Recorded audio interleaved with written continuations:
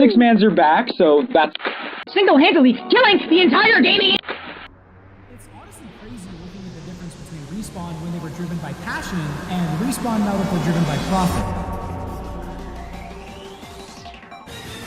Every time a new season of Apex arrives, we hear one of two things. It's so over, we're so back. But most of these comments either come from people directly off EA's payroll or ex-cheaters who finally got banned after 20 seasons. It seems like not many people are giving a fair opinion, and to top that off, it's rare there's any evidence to back up what's being said. After 2,000 hours of playtime and being on every platform Apex is available on, I think I've finally figured out exactly what's wrong with the game, and what it does super well actually. So now it's time we finally answer, is Apex worth playing, and is it actually dying?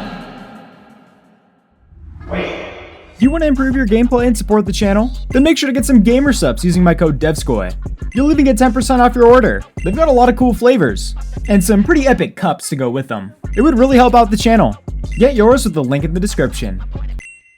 When you aren't visiting the echo chamber known as Twitter, or X, I guess, where everyone is talking about how cooked Apex is, it's hard not to see how much potential the game has. The movement, gunplay, and legends all feel amazing, so it can be puzzling to figure out why the game has gone through so many highs and lows. I can only assume it's related to the fact that the suits who are making all the decisions have a combined IQ that I could count on one hand. But no matter how good Apex feels when you first get into it, the more you play and that honeymoon phase starts to wear off, you're met with a plethora of issues that are holding it back from being one of the biggest games of all time. But the weird thing is, I also think I know exactly how to fix pretty much all of these problems, which is kind of crazy because I'm not a developer who's paid thousands of dollars each year to specifically think of solutions to all of these issues, but maybe I should be. To kick things off, the first major issue Apex slaps you in the face with is that it's designed to be a team game played with 3 players. Now, if you have 2 other friends to consistently play with, this isn't that big of an issue, and the game is sunshine and roses. Sometimes when you aren't screaming at each other.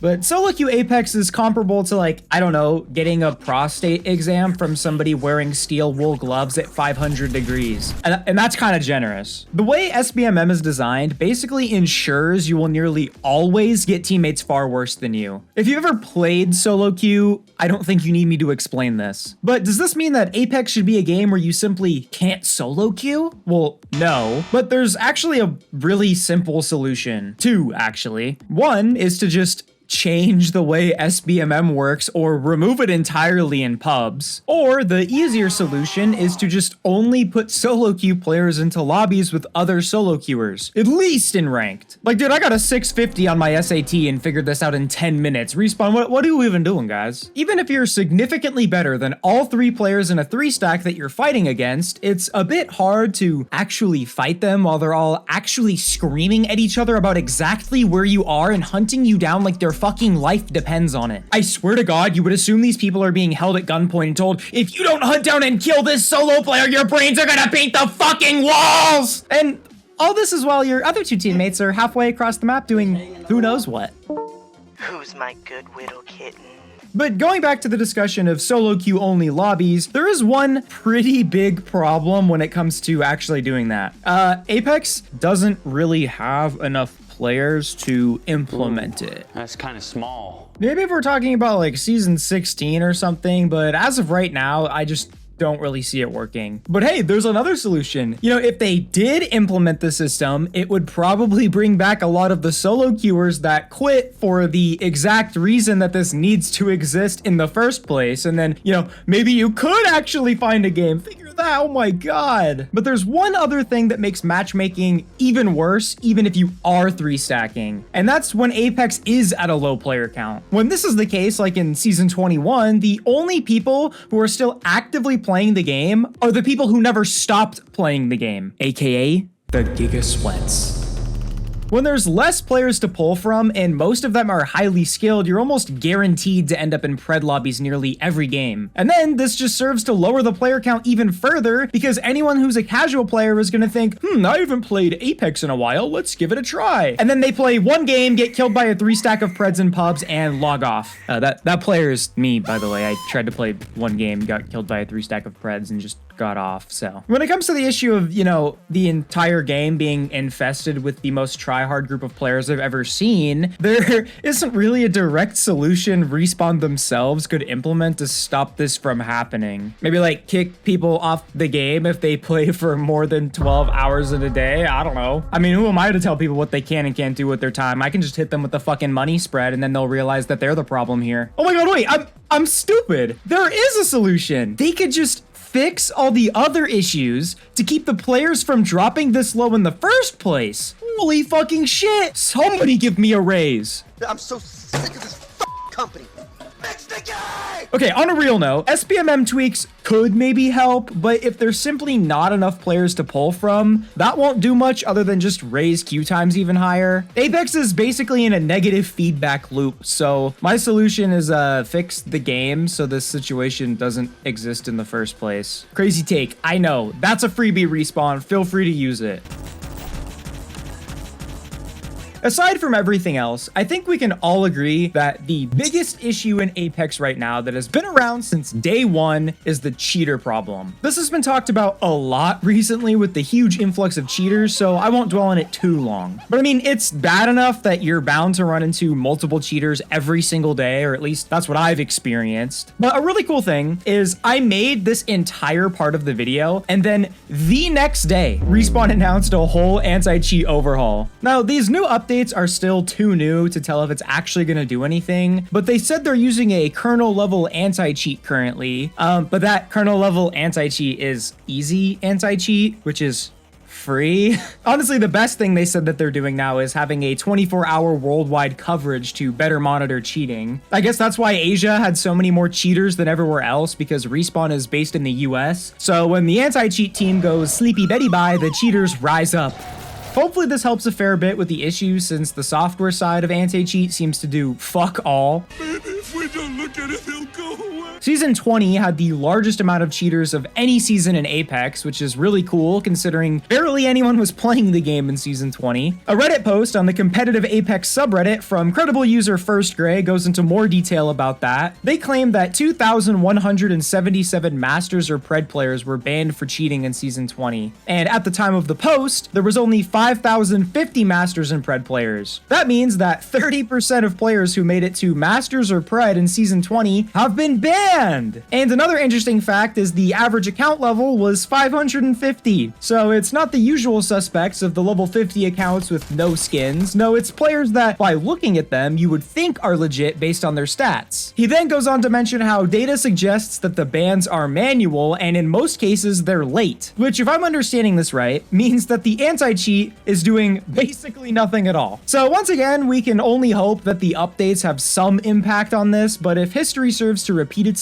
we're probably just gonna have another influx of cheaters in a couple of months anyway. But the craziest thing is that I already thought of a few solutions to this problem. Once again, free of charge Respawn, so no credit required, but I will know if you stole it. So number one, let's get a grip. And we can move away from the free, easy anti-cheat, okay? You know, the consumer level software that literally anyone can use and exploit. Yeah, the video game that I made in high school coding class used this too, so you aren't special, Respawn. My second solution was to just hire new staff, but props to Respawn because it seems like they're actually doing that. I don't know why it took until after the game was losing all of its players, but better late than never, I guess. I don't doubt the anti-cheat team is trying their best, but after 5 years, cheating is still a big problem, so it's just wild to me that it took this long to see any notable change. But what do I know? Oh wait, another banger idea. We could also like call up some buddies and be like, hey, mobile indie game only on the Google Play Store made by 3 people. How do we keep people from cheating in our AAA title funded by a multi-billion-dollar company? You know, maybe we make that phone call and we'll get somewhere, you never know.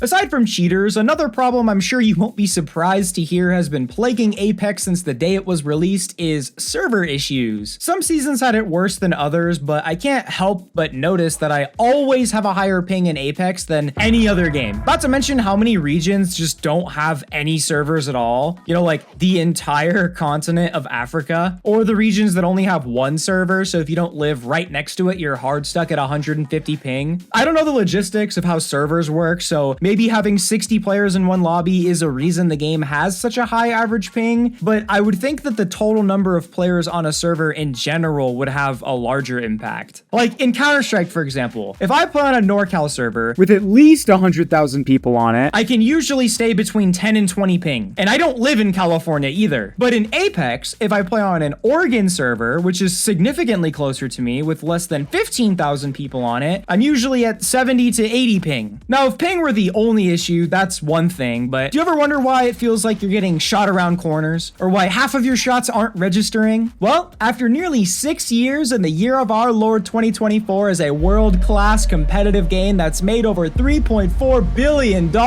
Apex Legends still uses 20-tick servers.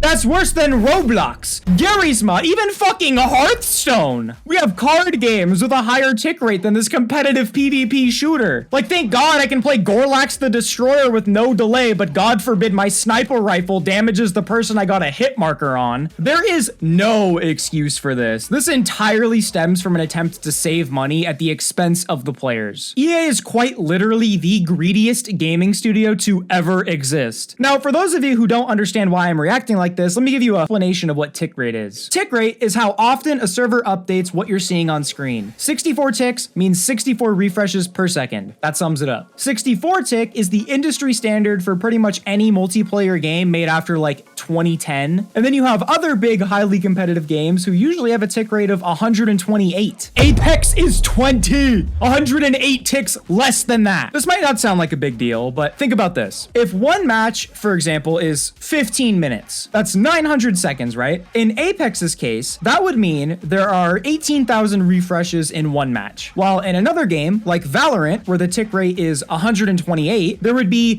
115,200 refreshes in that exact same 15 minutes. Simply put, in the case of Valorant versus Apex, what you are seeing on your screen compared to what is actually happening is 84% more accurate in Valorant. It's not exactly a small percentage. What would take Apex 1 second to register would only take Valorant 1/16th of a second. And while Valorant is a much more precise game than Apex, over the course of a match, that is going to lead to a lot of lost information, aka you're missing shots. Or another example, how on your screen you were clearly behind a corner, but because the server didn't update to reflect that quick enough, on the other player's screen you were not around a corner, and now you're queuing for another game. Or if you're like me, you just alt F4. Pair the low tick rate with a high average ping, and you have the formula for some really cool interactions. And you know something else that's really cool? Titanfall 2, right? You know, the game that Apex is based off of, that was made by the same studio and the same universe, you know, all that good stuff. That game actually has 60 tick servers to this day. And they came out almost 3 years before Apex, just in case you needed any more reasons to play Titanfall instead of Apex. These god-awful servers are something that should have been updated years ago. So my solution to this issue is just get better fucking servers, Apex! Dude, I'm on a roll today. We've been yapping for like 13 minutes, and I've already fixed like half of the problems in this game.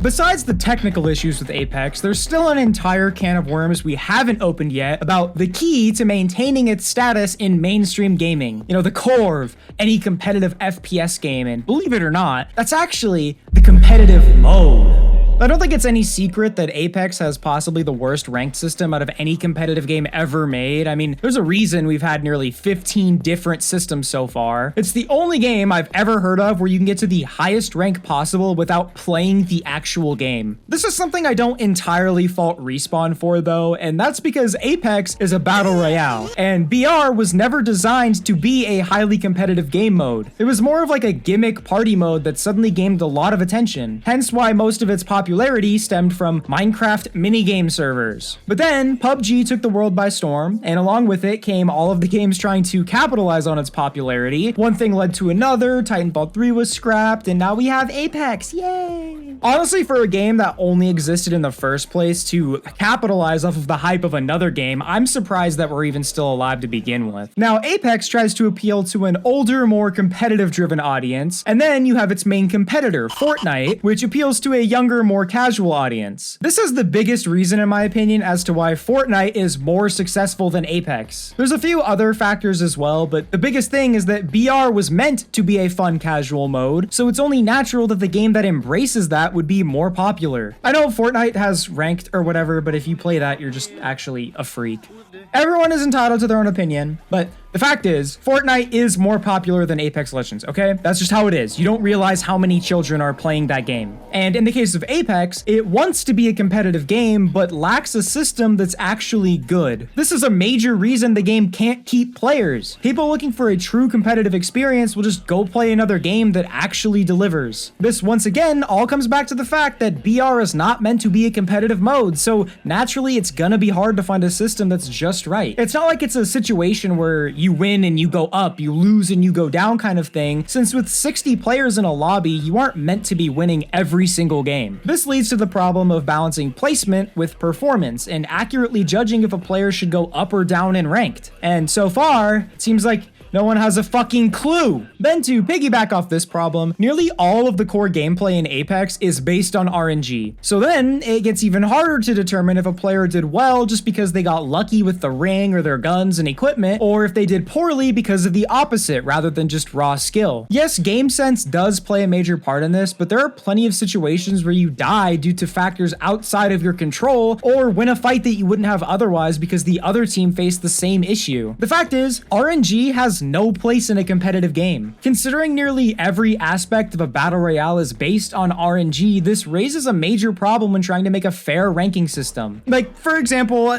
I don't know, take Formula 1 racing. I don't know, dude. Imagine if in every race, each racer had a completely random car and they had a completely random starting position on a completely random track. I feel like that's not exactly the best measurement of skill if your Honda Civic has to go up against a Ferrari. But going back to Apex, if a competitive game lacks a fair ranking system, it loses pretty much all of its replay value. This is why games like CS, Valorant, Rainbow Six, and Overwatch can maintain a steady player count without pumping bi-weekly filler updates. And in Apex's case, that's still not enough to keep the player numbers from dropping below what they were 3 or 4 years ago. There's many more reasons as to why I feel this is the case with Apex, but I don't want this part of the video to get too long, so I'll just leave this here for now, but I'm interested in hearing what you guys have to say about this. For the last two issues, they can be summarized pretty easily. Firstly, the input debate, it's horrible for keeping players. Divides the community, hurts the player experience. Being able to die in a certain situation just because one player is on a different input than you is absolute bullshit. If you think that's okay for a competitive game to have, you must have not played very many competitive games, or at least none of the good ones. Secondly, the monetization is completely shameless. Respawn has resorted to straight up lying to us. Yeah, they said they wouldn't do a collection event with a reactive recolor ever again after the Peacekeeper one, but look what happened with that. Not to mention, 75% of the skins that get released are recolors of old ones for the exact same price. You already know all this. It's just crazy to me how they've managed to get worse over the years. Like, removing the ability to buy specific skins and collection events just completely annihilated any dwindling desire I had to spend money on the game. Actually, it did the same for my desire to play the game as well, but who knows? Maybe they're trying to gouge out as much money as possible from the diminishing player base before the game dies for real, or maybe they'll actually make positive changes to bring people back. You never know. I've been optimistic for a long time, but so far, nothing has really proven to me that this is the direction Apex wants to go. That doesn't mean everything they've done is bad. The akimbo pistols are pretty nice. Getting a pistol isn't just a death sentence anymore, and they're pretty fun to use, even though the EVA serves literally zero purpose now. Not that bothers me, but you know, cool to see. District is a map. It's definitely one of the maps of all time. It's not bad. It's not good either, but you know, it's a map. It's not Broken Moon, so I really can't complain much. I can't say though that I really understand a lot of the legend changes they make, like ever really, but this season even more so. Like, as a Wattson player, I appreciate the buff, but was it necessary? No. There's also characters like Seer or Ash who are borderline useless and can use a buff way more, but you know, go off, Respawn. But now let's answer the big question. Is Apex Legends worth playing? As much as I hate on the game, it's only because I want it to get better. I think if you casually play it every once in a while, it's definitely a good time, you know, before you get the chance to realize that it's not really a good time. But as much as I love my casuals, let's talk about us more dedicated fans. Is it worth playing? No, no, not really. It doesn't feel like Respawn gives the slightest fuck about their community. They barely communicate with us in general. I feel like I have to pull out a damn Ouija board and ask, is Respawn in the room with us? Just to get like a maybe. Like if you pull up Twitter, 90% of the tweets are along the lines of, oopsies, we fucked something up. Here's a pack to make up for it. Then boom, 20 promos for the new collection event. Scroll down a little bit more. Boom, giant middle finger. Click on their story and they're hitting you with the money spread. The next slide, they hit you with the get your money up, not your funny up. Swipe up on it and then boom, they leave your ass on delivered. Hey Respawn, will you be addressing the cheating problem soon? Red, 2:04 p.m. Hi again Respawn. Any word on everyone's ranks getting reset 2 days into the season? Red, 9:50 p.m. Hey Respawn, I thought you said you weren't going to release weapon skins for $160 anymore. Reacted with laughing till crying emoji. Yeah, that's pretty much how it feels to try and interact with Respawn in any way. And that also basically sums up how they treat pretty much every single issue in the game. If they don't see it, it doesn't exist. Collection event. I don't know, man. I've come to realize that the company I respected all those years ago is just completely gone. It doesn't exist anymore. In my eyes, if a company is actively worsening the user experience just to simply earn more money, they aren't a very good company. They've been getting away with the bare minimum for years now. Personally, I think I've reached a point where I've moved on from Apex. I really don't think there's anything they could do that would make me want to go back. All the changes I've mentioned in this video would be amazing for the current player base, and I'm sure I'd pop back in to check them out, but there's simply too many other good games that exist to justify playing Apex actively. If you're enjoying it, I'm happy for you, truly. This is just my opinion, and I'm not trying to tell you to stop playing it if you're having a good time. I just think for me personally, Battle Royale has outstayed its welcome. I just feel like we need to see more from Apex. It's been basically the same game since it was released. We have no spin-offs of any kind, no community-focused mode, no single player, no new game at all, and new content at a significantly slower pace than pretty much every other live service game on the market. Fortnite, the big competitor, okay? They add so much shit every season. I can't say whether it's good or not because I'm not a big Fortnite guy, but like you can tell that they spent a few months working on the new season because of how much stuff there is. And it's not like we don't get new content in Apex, but we've now established that every other season will be a filler season with zero new content. No guns, no legends, no maps, just skins. And then 8 months later, when we finally do get a content season, I'm just left wondering where all of the time went. To skins? To this one singular piece of new content? I just don't see it. I guess you can argue some other games face this issue, but like most of these other games actively make changes and update things way more than one time per season. Oh, and they usually, you know, speak with the people who play their game. I don't know, maybe that's the big reason why Respawn feels like an absent parent, just because they don't talk to us, which is crazy. After 5 years, still no communication on anything until it's too late. Oh, fuck. Well, okay, I got that out of my system, so I'm curious to see what your guys' thoughts on this are. So just remember, the big takeaway from this is if somebody is fucking you for 2,000 hours straight, odds are they're probably gonna keep fucking you. So GG, go next. If you enjoyed this video, you should check out this other one because the algorithm loves that and it would make Daddy Devskoi very happy. Love you, bye.